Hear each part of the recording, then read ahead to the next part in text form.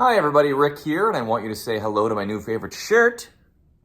Yeah, we are here today to talk about a book that absolutely just floored me this morning. I could not believe the effect the last 50 pages that this book had on me. The Girl Who Slept with God by Val Brelinksi. This is about 365 pages long.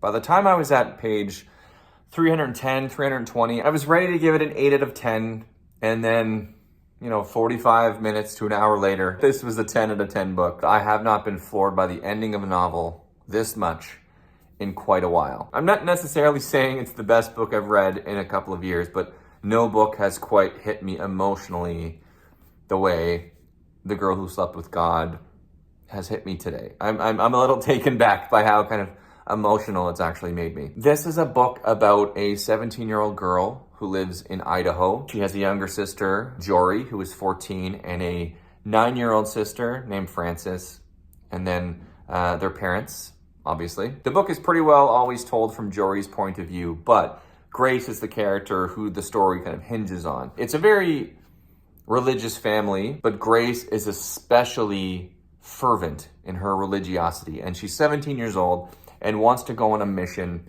She goes down to Mexico to preach the good word of God for a couple of months and comes back pregnant, claiming she's been impregnated by an angel. So while you think the book is going to be about Grace in her journey, and it very much is, the story is very much about what happens to this family who is put in that position. This religious, tight-knit, small-town family, when they are forced to confront this kind of situation, what happens to them? How does it unravel them? This is incredibly moving. It's incredibly sad. It's so affecting. And it does this in a way that so few books do, in my opinion. It talks about the kind of love that families engender, the kind of love that seems to go beyond understanding, the kind of love you have for people you shouldn't necessarily love, but you just do because they're your family. And it means so much to me. Someone who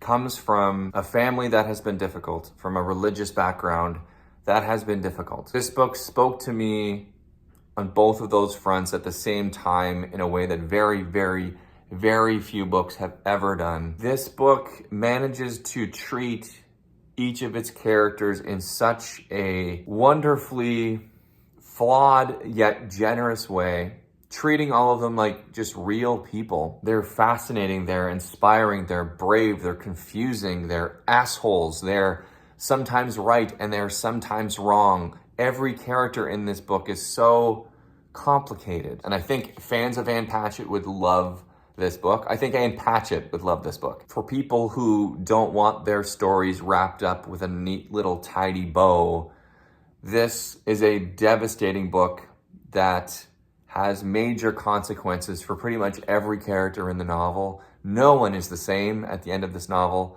as they are at the start or even in the middle. Some major things happen in the last quarter of this book that totally shake its entire foundation, and where everyone lands at the end of it is just, it's so fascinating and exciting, but heartbreaking. It is a time that is just so sad in the most beautiful way. I was kind of laughing to myself earlier this morning, thinking about it and thinking like, this is why I love reading. This is why I read 100 books a year, to find one book that does this. I did not expect this at all. This is a book that I've owned for 6 years. I remember being excited to read it when I got it, but it's sat on my shelves for 6 years, and it had every chance to just never get read. When you have a book for that long and you haven't read it, there's an equal chance of just getting rid of it at some point as reading it. And I just picked it up off my shelf the other day, just looking at it and remembering how excited I was to read it way back when I got it. Just kind of picked it up on a whim, and it could very well be the best book I read all year. And it's 9 days into the year. I don't want to tell you anything more specifically about the book because I think how it unfolds is the special thing about this book. This is one of those books that's just an amazing story, and all I want to do is just tell you to read it. If you've had a complicated relationship with your siblings, or your parents, I think you would get so much from this book. If you've had a complicated relationship with your religion, whatever that religion is, I think you'd get a lot out of this book. If you have some combination of the two, get this book. It's a story about 5 people who are doing their best and most of the time are fucking it up, but they love each other. Inexplicably sometimes they love each other and they're trying. And sometimes the trying is the worst thing that they could do, because through their trying, they just continue to mess it up even more. But it's beautiful to see people completely crushed by their family in different ways, like very specifically from different family members in certain ways, and pick themselves up. And part of them hates that person now because of what they did, but at the same time, you still love them. You just can't not love them. And that's a feeling that I just intimately identify with, and I've been struggling with for the last couple of years. And I felt really, really guilty at times loving someone who you think maybe doesn't deserve it, who has done some things in the past that are just beyond the pale, but they are forever linked to you. And somehow you find these just reserves of love and forgiveness within you, which sometimes disgust you and make you feel really guilty because they don't deserve a second, third, fourth, 15th chance, but they're a part of you.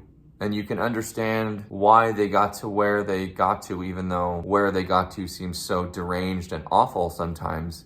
You know them so intimately, you understand how they got there.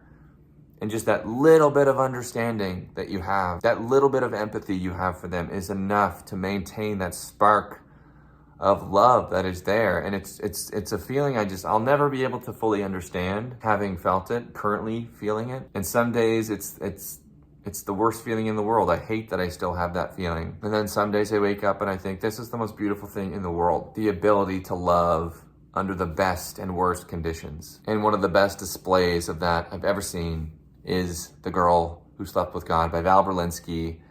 5 out of 5, 10 out of 10. I guarantee it'll be on my top 10 reads of the year, top 5, I'm sure. Thanks so much for watching, everybody. My name is Rick, and I'll see you guys in a couple days. Bye.